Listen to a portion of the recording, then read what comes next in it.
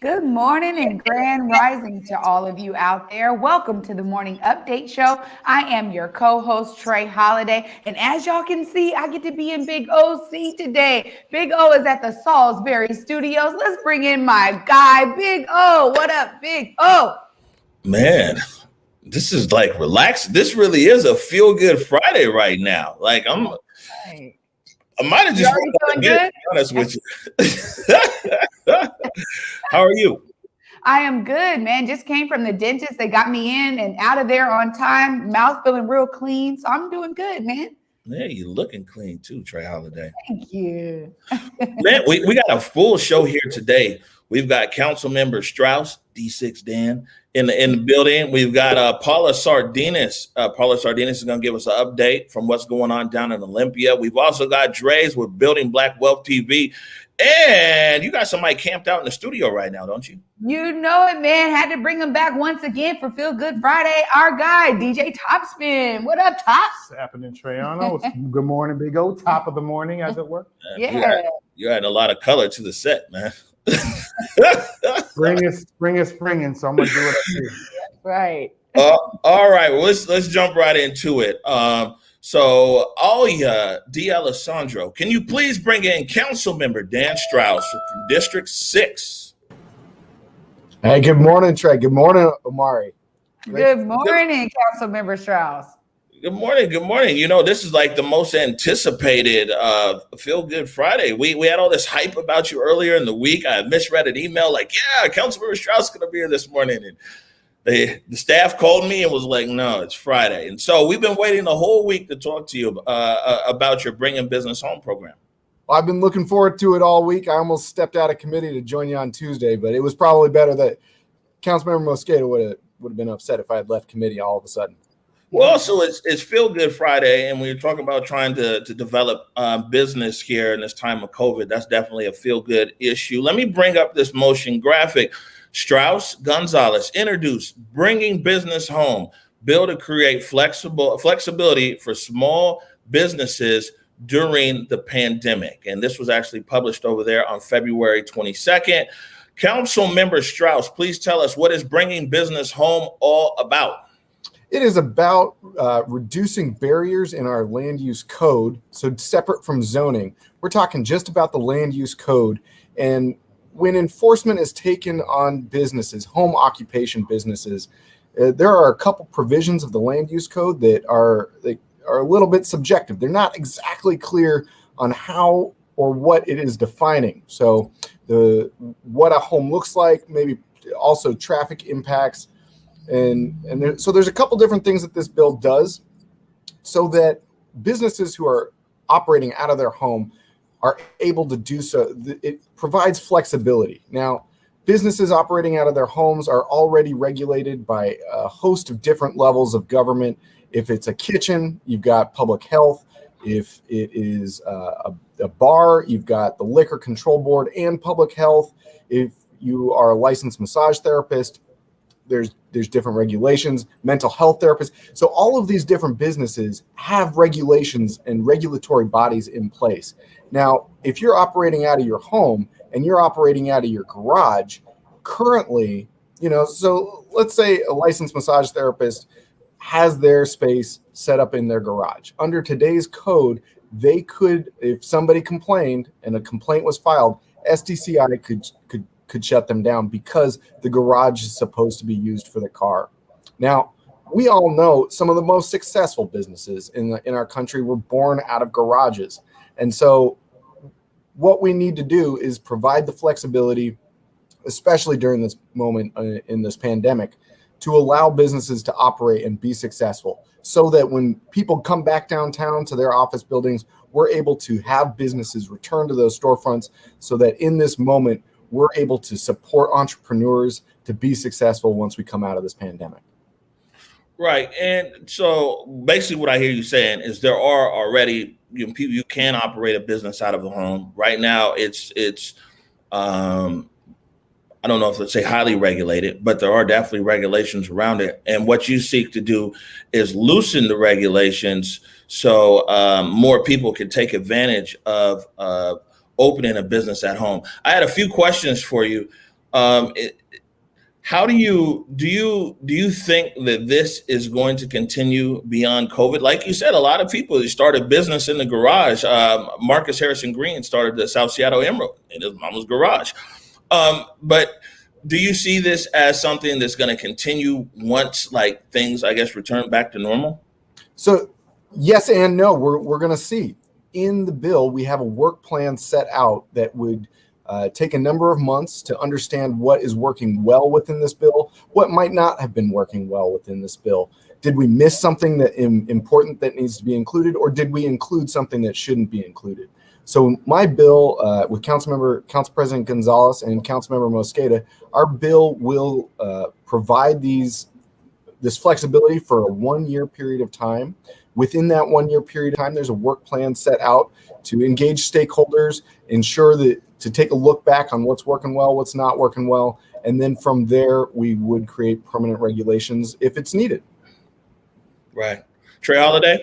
Yeah, well, I mean, my question to you, Councilmember, is, how do you think that this will affect, minority, and I mean Black businesses? We've been seeing a huge hit in the Black business sector due to COVID, and these regulations may, actually open some things up. But I wonder if you guys have done any projections around how this may impact Black businesses.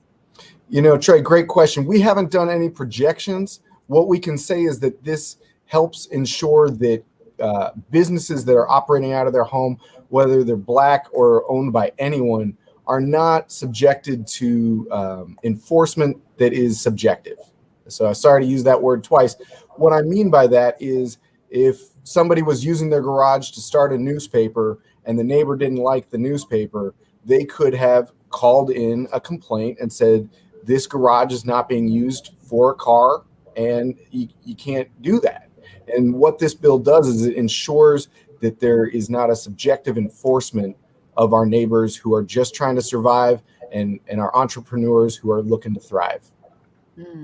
I have one more question actually too, because I know that a lot of zoning regulations actually make it harder for folks to do certain types of businesses in their homes. Will this new legislation and regulation, will this be kind of combative to that? Will it be complementary? How do you guys see it working with some of those zoning laws that are already in place? So I would say it's complementary, right? So what this bill does not change is, limitations on noise, odor, light, or glare. So if a coffee roaster was operating out of someone's garage and the neighbor didn't like the smell of coffee, I wouldn't understand it. That said, they could still, file a complaint and that coffee roaster would be shut down. So this doesn't change any zoning at all across the board. What it does do is it ensures that there's not neighbors can't complain on each other for things that we know during COVID we need to be more flexible with. So in neighborhood commercial, there's different rules. In single family zones, there are different rules. And then from the zoning, then there's code. And so this does change some of the land use code to allow that flexibility. So we're not really touching zoning. What we are touching is the code that's enforced within those different zones. Right. And where are you guys at in this process now? I saw February 22nd is when this was published. Council President Gonzalez sponsored this. Is this legislation or is this an ordinance? Legislation and ordinance. So legislation could either be a resolution, which is non-binding. This is an ordinance, so a law that is needed to be changed. So we've got another committee hearing coming up next week, March 10th. 9:30 a.m. It'll be the second committee hearing. So far in this process, we introduced the bill, spoke to it at council briefing, had a meeting at my committee, Land Use and Neighborhoods. Councilmember Juarez, Councilmember Peterson asked some tough questions. We had some good answers. We will bring this bill back to committee next week, Wednesday, March 10th. And then from there, we will send it to the full council. And then fingers crossed, we're going to pass it out of full council. Right. And you speak of Councilmember Juarez. Before we let you go here, Councilmember Juarez talked about maybe selling fry bread out of her garage. So this would now fit underneath that ordinance. And if so, if the ordinance passes, would you go and buy some fry bread from Councilmember Juarez? I already put in my order for 5 orders of fry bread from Councilmember Juarez. that said, this brings up a really important point, which is for a commercial kitchen to operate out of a garage, you would have to set up a commercial kitchen. You would then have to have that commercial kitchen certified by public health. And then from there, again, if there is noise or odor that is bothering the neighbors, that is still an enforceable policy, even if bringing business home is passed. So I bring that up because for a lot of people who are trying to start up a kitchen, there are a lot of commercial kitchens that are already certified with Department of Health that they could rent, and that might be a cheaper option than buying every single piece of commercial kitchen equipment. All right. Anything else for the council member, Triana? This is great information. We're rooting for this to pass because we know that we need to loosen the regulations. And I just got to say this because you really made a really huge point here that oftentimes it is due to neighbor complaints that a lot of these things kind of go with more and more restrictions. So I thank you for that. I'm going to, urge all of our neighbors to be a little bit more kind during this COVID time as people are trying to start businesses. Right. Yeah. This is meant to make neighborhoods more vibrant. There we go. Councilmember Strauss, it's Feel Good Friday, so we've definitely kept it on topic here about bringing business home. I hope that you'll come back and join us. There's definitely some other issues in the city, and we want to get your feedback and your input on some of the ways and the direction that the city is going. So you're very welcome back here on the Morning Update Show, and I hope that we can continue the conversation. I'd love to be back, Omari. And just last point for Feel Good Friday, I want to give a shout out and thank you to our educators, the people who have made us who we are today. I know you and I, Omari, share a teacher. For me, it was Principal Barbara Nielsen. I wouldn't be the person I am today without her, and just wanted to say thank you to her. Oh, man, you done got all the points today. Big shout out to Barbara Nielsen, my elementary school teacher and your principal. Thank you so much for joining us, Councilmember Strauss. Have a wonderful weekend. Have a wonderful weekend. Trey Holiday. Councilmember Strauss, huh? There we go. I mean, I think that it's really key right now that our city and really our state can kind of learn from some of these progressive measures that Seattle is trying to pass during COVID. Man, businesses need all the help they can get right now. Man, all I know is we got a lot of entrepreneurs in our community, and if they can operate out of the home without all the people been operating out the home like since we was kids, whether it was legal or not, I don't know. But if people can legally operate, out of their home right now, I definitely think that'd be a good thing. We're going to take a short break right now. When we come back, we're getting all the scoop from down there at the state capitol from Paula Sardinas. You are watching the Morning Update Show. I did it for the city, I did it for the love, I did it for the people, I did it for us. Back on this rap-ish, I ain't even broke a sweat, homie, this practice. Pondering my next move, staring at my track list, hope I ain't miss my window. Praying like a Baptist, Seattle's own, tired of this Game of Thrones. They made a list of the best rappers and guess who wasn't on? While the disrespect continues, I'm steady packing these venues.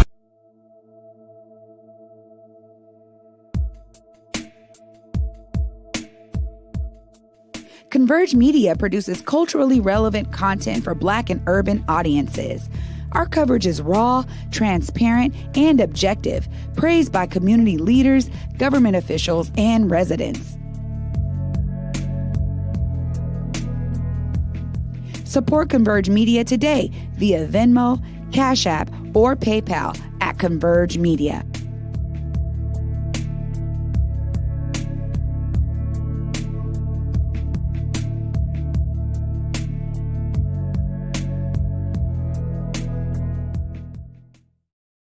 All right, welcome back to the Morning Update Show. And I'm on the Good Friday. Right, you over there in the studio.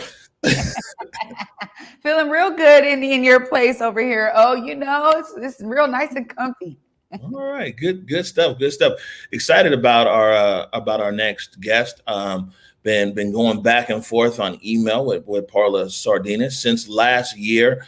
Paula's part of the Washington Build Back Black Alliance, and they've been down there in Olympia, man, pushing the agenda. Oh yeah, please bring in Paula. Good morning. Hi, Paula. I was vibing. The music was good. Hey, Trey. Hey, Omari. How are you doing? Doing well. Happy Friday. Hey. It's I'm sorry, go ahead. I said, no, it is a good Friday. I love coming on shows like this because I think ultimately we are accountable to the Black community and we need to be taking these questions and sharing information. So let's get it popping, Omari. Let's get it popping. Well, let's go. Let's get it popping. All right. First up, I think that there's at least in my mind, I kind of got two threads of questions for you as to what's going on in Olympia. One is things that impact as far as like our community's economic development, and investment, and things like that. And the other is there's a lot of legislation down there around police reform and accountability. So I'll leave it up to you. Where do you want to start? I think we got to start at what is the heart of driving our interaction with police, gentrification. Like, what does it mean to be a whole Black person? And so being Black from Florida, where we have a very large, robust Black population, it's economic opportunity for me. If you don't rebuild the Black community, and if you don't make sure that we have those dollars in the Black community, we're going to be hungry. We're not going to be well educated. We're going to continue to have interactions with the police. And so we went into session to give you some background on the Build Back Black Alliance. It's actually something that I have been working on for 30 years before I moved to Washington. It's been a vision of mine and my husband that started with that large Black caucus in Florida. And it was basically about how can we bring together the Black community so we can share in ideas, share in tools, create policy that moves the community, in one direction, from young activists and advocates to lobbyists to business people to the guy that's just like hanging, out on the corner doing his thing, right? We're all Black. And so we're working on a lot of things, Omari, from a climate change package that'll have, $650 million going to transportation, $450 million going to overburdened communities like Soto and the CD, to making sure that we get our share of dollars in a capital budget, investing in Black-led nonprofits or Black organizations that aren't even formed so that they can be, doing the people's business on the ground. Right. And what kind of success are you finding down there in Olympia thus far when you talk about this type of legislation? Like what's out there? What's being discussed? Is it moving forward? Is there lots of objections? I'll just be, I'll keep it 100 with you. I've been doing this for 30 years. People don't tell me no. And so everything we've asked for in the budget is in the budget. Everything we've asked for in some of these big packages, as far as looking at transportation through the lens of equity, is there. Cutting the deals that move some of those dollars and then looking at how you can have Black contractors pull down the dollars is there. I think when you have the proven experience and you've passed a lot of bills, because I got my trophy wall on the left and the right, people know who they can say no to and they know who they can't. People tell me no. Hey, now, there we go. Black woman magic, putting it on that. And Trey and I was going to come, I was like, and I love that you segue into that, right? Like, I started in this business as an 18-year-old Black mother who, the state had given me two choices. It was either you could apply for welfare or go to school. And so I was divorced and working with my son and wanted to go to school, but they didn't provide any childcare subsidies for me, and I struggled. So I used to go down to the city council every day and just sign in. And somebody white asked me one day, they said, "Are you a lobbyist?" I was like, "No, I'm just a mom. I need help." And so he said, "If we give you this subsidy, will you please stop coming down here?" And I was like, "Yeah, I just want you to cover parents who are not on welfare, but they still need help." And he told me, he was like, "Well, you should be a lobbyist because you're very good at it." And so this has been a lifelong dream and passion, is using our voice to uplift our community. And I want to say, whether it's our Black member caucus, our member of color caucus, or, just the Democratic Party in general, when Black men and women come before you and tell you what's impactful to the community and we're using our voices, we're not angry. We don't have attitudes. We're not mean. We're oppressed, we're assertive, and we're direct. And we've put in enough time with 401 years of free labor in this country where we're not going to ask you to give us what you've taken. We're going to tell you and work with you on how you do it. There we go. Oh, that brings me so much joy on this amazing Feel Good Friday. I really thank you for setting the tone in that regard. And one of my questions I have for you is, when you talk about the investments that are needed into the community groups on the ground, those that are really working inside a community to bring real sustainable solutions, how do you see, this kind of, a lot of the time the trickle down doesn't actually trickle down. How are we going to make sure that that's not the case with a lot of the legislation you guys are pushing? I'm going to come on this show like I was telling Joy. Amari, you and Trey can call me every weekend for accountability. Trickle down doesn't work. That's a Ronald Reagan principle. It needs to trickle up. And you have to look at organizations, even like some of the ones that belong to the Alliance. And we have to ask ourselves, if the dollars aren't trickling down, well, what is the level of accountability? Call us out. We need to be talking to your show. We need to be talking to your listeners. We need to be talking to young people and saying, if you are with Feast, if you are with Wild Tri-Cities, these little organizations that you have never heard of, what do you need? What access do you need? And how can we help you? And when I hear from people like that access isn't being provided, then Trey, I get on this. I start snapping people's heads off and going, this is the warning shot. The next time, it's not going to be so nice. Put those dollars in the hands of young organizations and young entities that need it. Pass the baton, share the resources. If we're not doing that, we simply need to be held accountable, and there has to be more accountability. Right. And do you think that, I think this is probably the right tone to be down there in the legislature. Well, when Governor Inslee, when he finishes this term, Democrats would have been in power in Olympia for almost 4 decades. Democrats have been in power in Seattle for 30 years. And, during that time, we've seen the constant decline of Black people as far as, the income, the average income. We've seen a clear decline in home ownership, which is a direct speaks directly to generational wealth. And we've also seen the education gap. So, the Democrats have been down there running the show for all these years. What's going to change? Is it this position? I hear you down there. You're like, yo, man, we're bringing the pain. But do you really think that we can get impactful change from the State House that is really going to impact on the street level? I do. And Amari, that's such a smart question. This is what I tell people. I don't vote against my own interests, and I don't care if you're a D or you're R. We lobby all 4 caucuses. We have a strong relationship with J.T. Wilcox, who's the minority leader of the House. We spent over 2 hours talking to Senator Braun, who is the minority leader in the Senate, who took over from Mark Schessler. So this is what I tell the community. There's 3 prongs to this stool. There are activists, usually folks that are protesting around a cause that sometimes don't get activated until there's a loss of Black life, okay? There are advocates. Those are the people that have specific causes that they work on year-round, and they're important to the community. And then there are lobbyists. These are usually people who are paid to influence politicians. We work on campaigns. We work at every level of government. They have kept these entities separate. WBBA brings them together. We need to listen to the activists, and we need to hear all of their voices and their passion and what was going on in the street. We need to marry that to advocates who have years of experience with certain causes. And then we need to go to the lobbyists and say, okay, so how do we build that into an agenda? And what I would say is I retire people who don't support the causes that I care for, and I don't give a damn if you're Republican or Democrat. If you are not voting with me, you're voting against me, and we have the ability to send you home.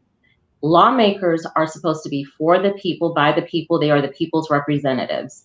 If someone doesn't represent you, on average, it is 15,001 doors knocked or calls made to send someone home. I do campaigns, I know that number. Start looking at your elected representatives and holding them accountable. And if you have 15,001 people calling their office and calling their constituents, you will change the way that they vote. Whoa. I love everything that you are saying on here this morning. I just gotta tell you, I'm gonna be building a relationship with you because you're talking about the real here. One of my questions is literally what you're just describing there. What I've been saying here on this platform, I just want to hear your perspective on this, is that we actually have to see ourselves as a part of the solution. That's what you're talking about there when you're talking about holding our electeds accountable, being able to knock on those 15,000 doors. It is also, there's parts that we need to really play in this as individual citizens of this state, right? Trey, we need to use our voice, and I'll give you a specific example. So I'm from Florida, and I can tell you 9 years ago, Trayvon Martin died. My son is 18. I knew what it was like as a parent to go remove his hoodie. And before my heart could heal, Lucy Macbeth lost her son, Jordan Davis. Well, one of the things that Lucy said is, I'm not just going to be a member of the Broken Hearted Mother Club. Florida was a red state. We had tried to change Stand Your Ground. She moved back to her home state of Georgia. She is now the congresswoman in a seat that used to be held by Newt Gingrich. Think about that. A Black woman whose son was murdered. A year after little Jordan died at 17, we lost Big Mike. It's like we're saying Black Lives Matter, and they do. I said, but heck, I'm a member of the Hands Up, Don't Shoot Club, right? And so as Black mothers, we get it. What we saw in that case, and when Sabrina Martin ran for her local council, in the Miami-Dade area where she lived, and where Mike's mother ran for office out in Ferguson was. It is not enough to protest and to be angry if we don't start changing from the city council to your mayor all the way up to the state house. So how do you activate that? We took the people that empathize with these ladies' positions and we said, that's great, now go vote. You have to change it to be able to change the laws. And so when you look at the number of people, when we go into like Voter Action Network and some of these tools, and we pull up the 37th legislative district, and we look at the number of people who did not vote for either Chikundi or Representative Kirsten Talley Harris, right? Not the people that did, the people who did not. The most gentrified area in Washington state where all the Black wealth and prosperity used to be, we have to ask ourselves, what is wrong with the message that we can't get people to get up and to vote for their own interest? We have to galvanize people and give them a reason to be a part of the process. And part of that is breaking down the barriers to access by saying, I don't care what your educational level is. I don't care whether you have money or not. You could be somebody that's standing on the corner that was like, Paula, I was slinging 10 years ago. What do you want me to do? I want to educate you on social equity, and I want to teach you how to vote and how to contact your representative and who you need to call. Because if you can own your cannabis store, your cannabis business, you are less likely to be breaking the law.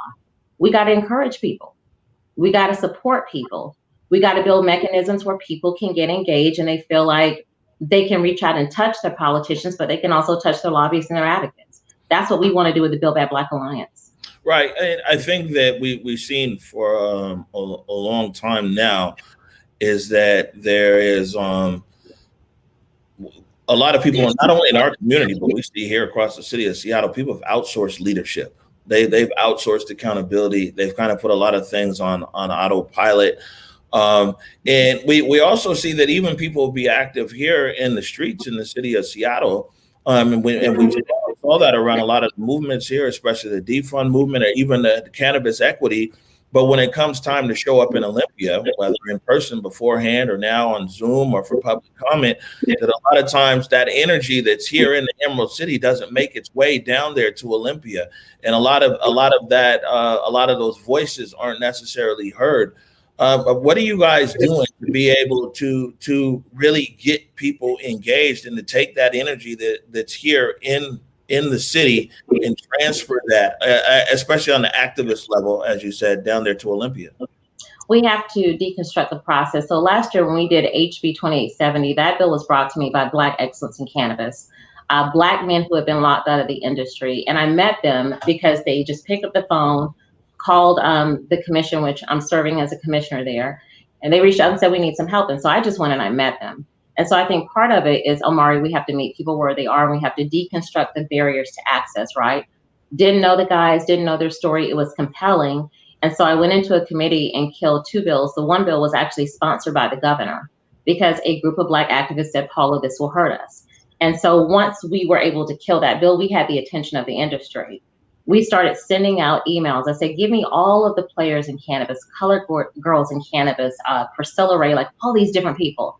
And I just got an email and sent them a message and say, hey, I'm a lobbyist. I'm registered with the PDC, but this issue, we're gonna work through the African American Commission because we have access to 400,000 Black and African American people, and we can send out a blast. Email me. To this day, Omari, I get about 300 emails a week from community, and I call everyone back. I email people back, but I say, what do you want to see in cannabis? And their voices is how we constructed the first social equity bill and how we have a new cleanup bill going through that, and we have a task force. So I think we have to stop expecting people that have been oppressed to come up with the solutions to their oppression. And those people that have voices and power have to make themselves available to the community. I went down to Langston Hughes. And I stood in the auditorium. I said, I'm either going to get kissed, killed, or both. And I took the incoming, and then I went to the community and I said, I see you, I hear you, I feel your pain. How can I work with you and give you access on a continual basis to make the policies better? Well, what I have right here is a call to action on House Bill 1443 and Senate Bill 5338. These bills are supposed to fix the issues with this cannabis social equity bill, which is a multi-billion-dollar industry that's kept Black folks out. We had a good bill in the House that, the proponents have watered down a little bit. So what can we do? We can tell the activists to call 1-800-562-6000. Leave a message for Representative Morgan and Senator Saldana and say, we will not accept watered down equity. We will not accept language that is white and patriarchal. Fix the bill. When they get your message, we're going to fix that bill in the Senate. Same thing, Amari, when it comes to House Bill 1236. We're advocating for this today.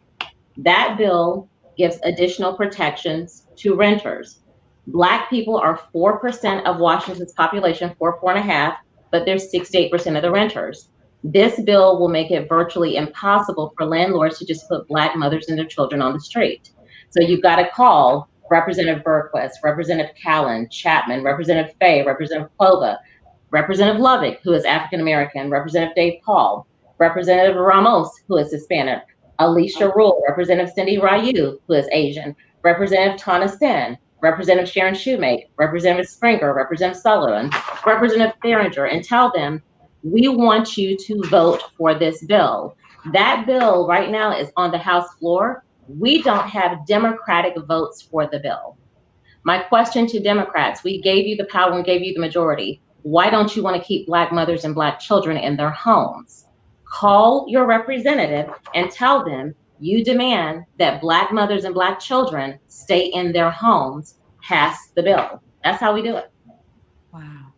Wow, wow, wow. I mean, this is what I'm talking about. We know that in these days, there's some digitization. How is the WBBBA infusing those digital campaigns into what you guys are doing? Is there a way for people, again, when you're talking about breaking down barriers to access, is there a way that people can do all of that by clicking some buttons, sending those emails? How have you guys made it easier for folks? Absolutely. So we did African American Legislative Day. We work with the Tacoma Pierce County Black Collective, both of the urban leagues. And so what we try to do is to send out our message and push it out. We also have internal staff that's doing a digital campaign today where we've cut videos that are on our website. We post them on Instagram, but we kind of send out our call to action messages. Now, we've been really, really successful without having to have a really large digital presence because we have a presence in Olympia and they know us. So we can pick up the phone, we can make calls, and we can move bills. If this were an in-person session, we would actually be bussing people down and we would fill up every seat in a community, from community in the hearing room. We did that on the social equity bill, and I was so proud because the chair just looked at all the people and they were like, well, whatever bill they're here on is dead, because there's power in optics. So I can send some stuff to Converge, I can send some stuff to you, Trey, at King County Equity Now, just share some things. And then we just tell you, send this out to the people in your downstream, send it out to community, or come on the show every week and say, hey, the 2 bills of the week are cannabis, social equity, and housing. These are the people that need our attention. And then just call that 800 number. If people don't have digital equity and they can't get on a computer, when you call that number that I gave you, Trey, that is known as the emergency line because they have a hotline. And so that goes directly to their aide. It goes directly to staff. It is an emergency number, even gets you to the governor's office. When you leave a message on that number, they know you mean business because first of all, they're going to say, how did you get it? So we just need community to call that number and leave a message. If it's police accountability, which is House Bills 1054, 1267, 1203, and 1310. 1064 are tactics that will say it is not okay for you to choke us out, to put your knee on our necks, to disperse pepper spray. 1267 says when you do these heinous things, we need an independent office to investigate that death. You look at bills like 1203, we need community oversight, and then we have data and tactics and collection bills.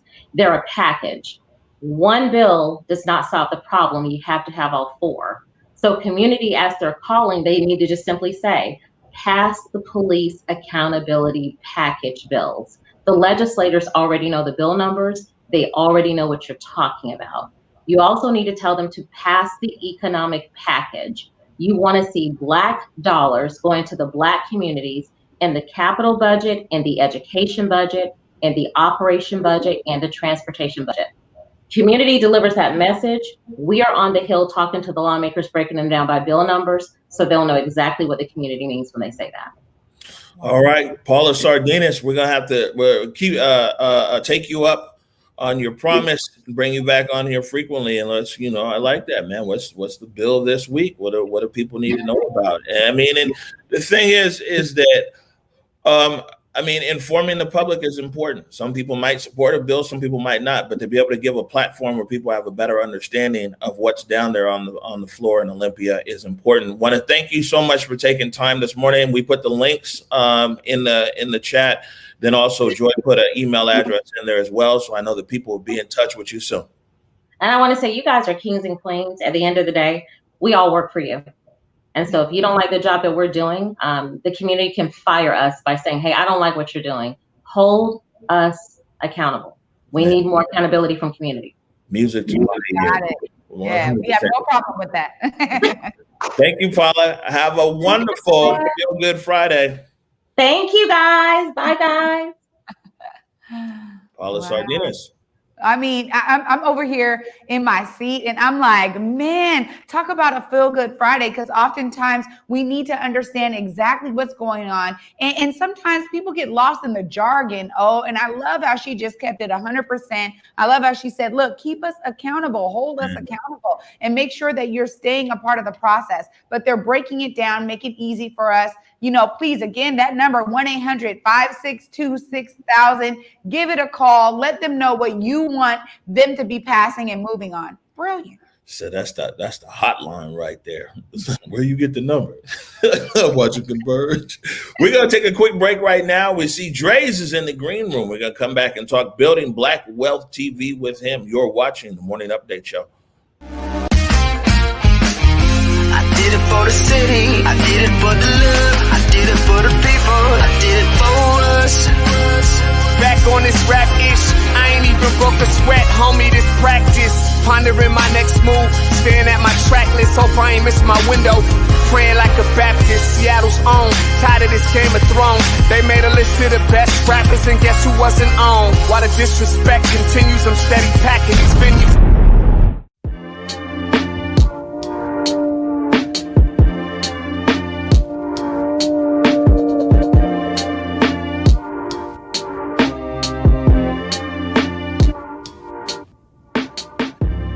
Converge Media produces culturally relevant content for Black and urban audiences. Our coverage is raw, transparent, and objective, praised by community leaders, government officials, and residents.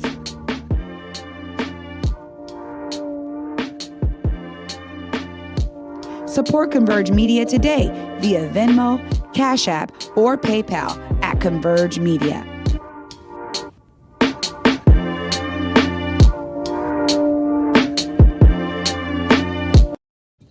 All right.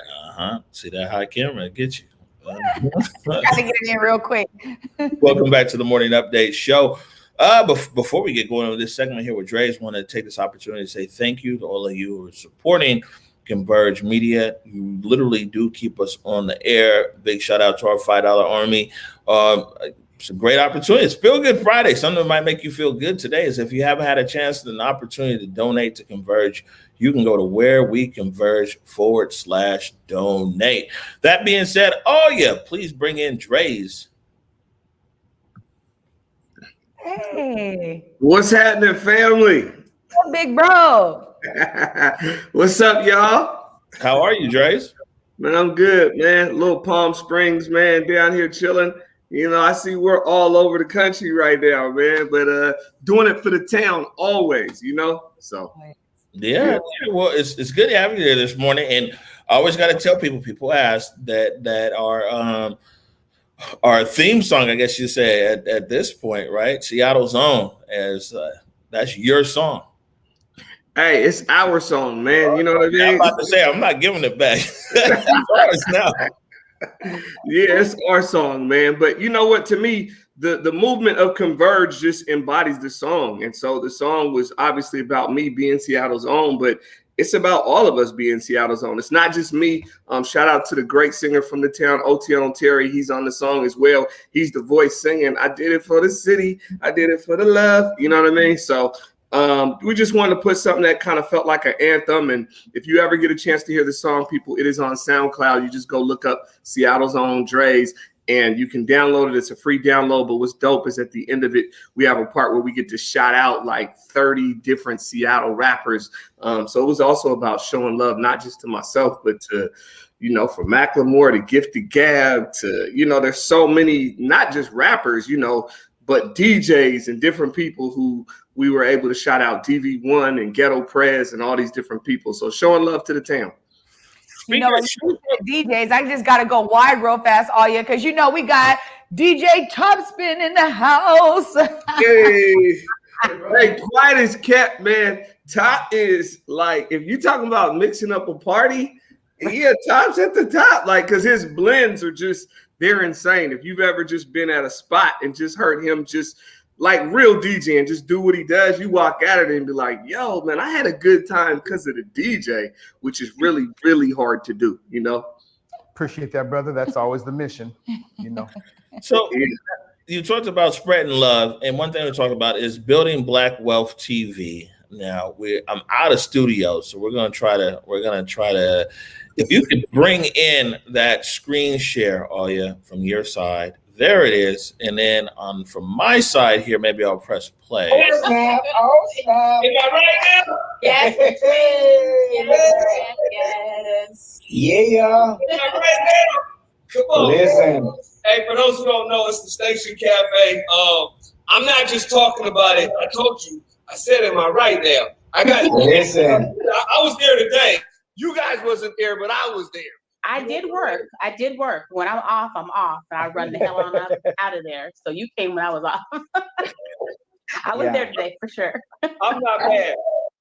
But talk to me really about how you guys got started in business doing the Station Cafe. And wait, first tell them where you guys are located and tell us how you guys got started. Hello. We are on Beacon Hill, one of the best neighborhoods in Seattle, right next to the light rail station, which is where we got our name. We opened 11 years ago, 2010. We see right there, I think she got brought audio back. What we see right there, just a small snippet, some of both, from building Black Wealth TV. And we've seen you do this quite a few times now. I remember you did a special with the Seahawks. You actually partnered with the Seahawks. The last time we had you on, we played some clips of some of the former Seahawks and current ones that are business owners, as well as other local businesses. In this edition of Building Black Wealth TV, you were there with the station, but who are some of the other, what are some of the other businesses that appear on this upcoming episode? I'm glad you asked. I'm excited. So a lot of people know that African Americans spend about $1.2 trillion annually in this country. And there was a recent study that came out and said by the year 2050, the wealth of African Americans in America is set to bottom out at zero. And so the idea is we're going to have money. We're going to have jobs. You're going to be going to work, but you're not going to own a home. You're not going to have wealth. And to reverse the trend, we always talk about gentrification. Your last guest was talking about that. I started thinking, what could we do? We got $1.2 trillion flowing through our hands. That would be one of the top 10 countries in the entire world. So it ain't that we don't got money. There's a mental thing in how we spend money. So last Juneteenth, we created this show, Building Black Wealth. And the whole goal is just to inspire people to spend money with Black businesses. My philosophy is people knew better, they do better. A lot of people say they want to ally with Black communities, or even Black people say, if I knew more Black restaurants or Black t-shirt companies or Black cell phone companies, I would support them. Well, on Building Black Wealth, all I'm doing is trying to expose you to businesses you don't know. This new episode that we are going to be having on Converge Media next week, I'm real excited about because it features all Seattle restaurants that you may not know. We have the Station Cafe, which you just saw on Beacon Hill. We've got Pizza Addict, which is a pizza company down in Renton. They're actually doing fried pizza crust. If you've never tried it, I get to try it live on air. It's fire. You guys need to go check it out. And then, a new Central District classic, I'll say. I know classic usually ties back to years ago, but Communion is a new restaurant in the city. I know Converge covered it, but this is one that our whole community loved. Beyond Body is doing like these sea moss drinks. And I know they just launched like a sea moss ices as well. So we're going into summertime. You'll be able to get your healthy sea moss. It's COVID season and all this other stuff. People want to be healthy. Their sea moss drinks are amazing. I couldn't even believe it. No sugar added, and the drink was awesome. In addition to that, we have Fats Chicken and Waffles. We had to go classic with Fats Chicken and Waffles. Can't go wrong. And then there's a restaurant in the North End called Mojito, which has been around over 20 years, Black-owned restaurant, doing Caribbean food. So it's a action-packed show. I will say, have your credit card ready. Be ready to DoorDash if you're going to watch it, because you're going to be hungry. All I'm right. already hungry. My mouth is salivating right now. I'm like, ooh, mojito. I'm listening for all the ones I don't know, because honestly, I am a person who almost always tries to spin black when I can. So I'm so thankful that you have launched this show, and I'm really thankful that you're showcasing restaurants, my friend. On Converge, we normally have Food Friday. So, it looks like there's a couple of restaurants we're going to have to hit up. We have to get after that. Now, the website is what? buildingblackwealth.tv? Mm-hmm. Yes. So you can go there if you want. Go to buildingblackwealth.tv. All of the episodes will be there. Also, all of the businesses that we showcase are there. So if you missed something and you want to come back to it, or you don't know where something is, you'll be able to go back to Building Black Wealth TV and, check out all the restaurants. All right. So I'll say this and give everybody a heads up that Tuesday, 7:00, the latest episode of Building Black Wealth TV with the restaurants that Draze just named will be on air Tuesday at 7:00. Appreciate you joining us for Feel Good Friday, Draze. Peace and love, y'all. Building Black Wealth. See y'all next week. Yeah, thanks, brother. Yeah, now Draze has stayed committed on that. His Building Black Wealth. He's just always someone who's been opening doors for well beyond like himself. He continuously is open doors.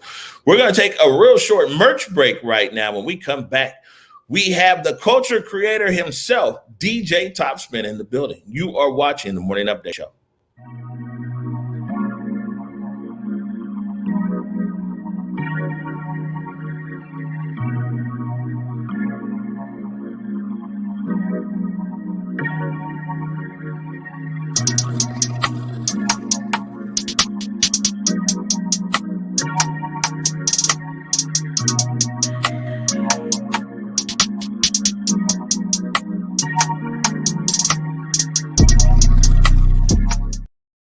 Welcome back to the Morning Update Show. You saw right there in our merch break, and we have the zip hoodies in. According to producer Nikki Barron, this is the most favorite piece of Converge merchandise.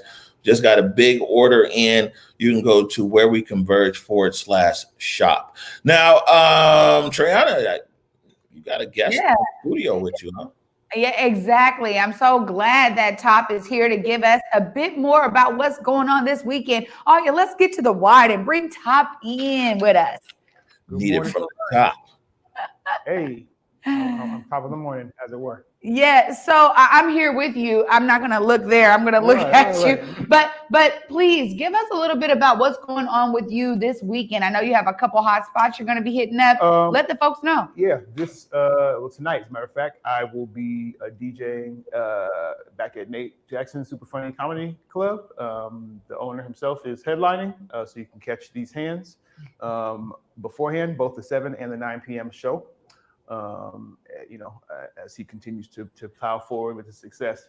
And you can also catch me tomorrow in Columbia City at Taco City, Taquiera. I'll be DJing with DJ Polo as he holds down Saturday nights there. Same COVID capacity percentage. It was, 25% and masked up whatnot, but a real good time. My man DJ Supreme spun there last week. I'll be on decks tomorrow. Nice. And I also have a brunch this particular Sunday. But I try to keep my hands full. Man. And speaking of hands full, also check my socials today. I'll be dropping my brand new remix tape, the video mixtape, as well as the standalone files associated on my Bandcamp at djtopspin.bandcamp.com. And big ups to Draze, who shouted me out as far as Party Rocket. I definitely had a blast. I try to have a blast every time, but I was in my bag last Feel Good Friday for the Soul of Seattle event with Questlove, and high quality restream of that by the professional cameras should hit my socials sometime soon as well. Nice. So the ways that people can really catch up with you, we can figure out where you're at on your socials. For the most part, Topspin Instagram is on my Instagram, like Topspin's Instagram, and at DJ Topspin on Twitter, and then just Google Topspin or Blendiana as far as Facebook. And I'll probably put it up on YouTube as well. But there's only one Blendiana, so that search should probably catch me. You know? Awesome. Right in the top. Yep. The we have a few, and I know I always got to tell you this is live TV, man, because I know you can go and log in explanations here, but we always got new viewers here, man. Maybe you can take a second and kind of explain your sound and your style. Well, I have a Panamanian mother and a Jamaican father, so the rhythms of the diaspora are always sort of in my toolbox. I kind of like to lean on polyrhythms, reggae, but I'm a hip hop and R&B sort of head, and in the Mary J. Blige sort of type of way, or Kid Capri type of way. I like putting vocals over instrumentals, or just the meeting and meshing of those, and playing with harmony that occurs naturally. So along with your favorites, I like to put a harmonic spin on songs you forgot about, and just bring them back to life with new harmonic musical tapestries. Oh my gosh. And look, just like I said before, I mean, those of you who know Top, he's also an amazing whistler. The turntable whistler is now a thing too. I mean, like I said, like I have said, I was raised in a house with a professional tenor, so proper tones always in my ear. So I've added a whistling sort of an element to my DJ sets too. You can check those out on my tip jar mixes, which are the mixes that started out with the morning show a year ago on my Mixcloud, DJ Topspin, aka Blendiana Jones. Just Google me and follow my frequency. And speaking of that, and tip jar and everything else, Top March 19th marks 1 year anniversary for the morning update show. We're gonna have a special show that evening. I think probably from 7 p.m. to 9 p.m. I think you're gonna show up and show out, right? Oh, for sure, man. I'm, this is a platform I value, people I value, and we're definitely gonna take this higher and even peel off the layer of what's going to emerge as Converge Music. Yeah. Converge Music platform. So you're definitely gonna see me here flexing that muscle. Right on. About the music. Man, every time Top is in here, the energy is just right, man. I appreciate you for making sure that Top was with me all throughout the show. And Top, I just want to say thank you, man. He's been holding it down right there in my seat. You know what I'm saying? He's been doing his thing over there. Why not come here and feel good in person? Yeah. Good stuff. That sweater might have you feeling good too, Triana. It's right. He came with it, little vintage iceberg. Good stuff. All right. Before we get out of here, Trey, any last words? Man, I just gotta say, you know what, y'all, make it a great Friday. And if you guys did not get those feel good vibes when all of our guests were here today, I just gotta uplift Miss Paula Sardinas. I mean, honestly, I've been saying it. O has his thing. My thing is, you guys got to see yourselves as a part of the solution, man. Get involved. I know she fired me up. I hope she fired y'all up. Good stuff. I think, let's see, programming notes here, man. It's Friday. It's finally Friday. Finally get some rest. I don't think we have anything on this week. Oh, Truly Unruly. So we have Truly Unruly, Marcus, True Font. Their show, in which they continue, they just keep getting better and better and better, and that's Sunday at 8:00 for Truly Unruly. That being the case, as usual, want to remind you to go forward in your purpose, go forward in your humanity, and until Monday at 11 a.m. Peace. Lift every voice and sing till earth in heaven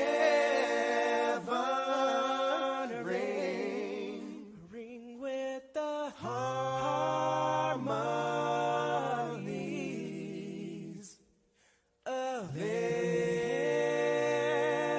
liberty. Let our rejoicing rise as the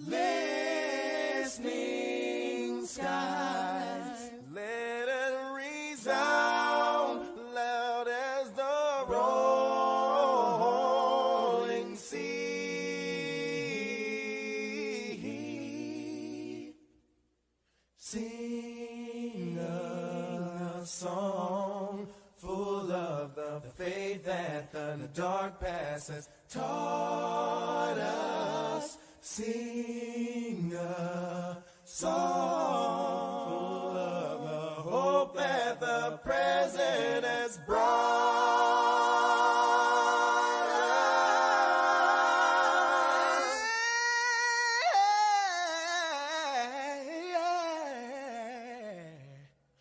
Facing the rising sun.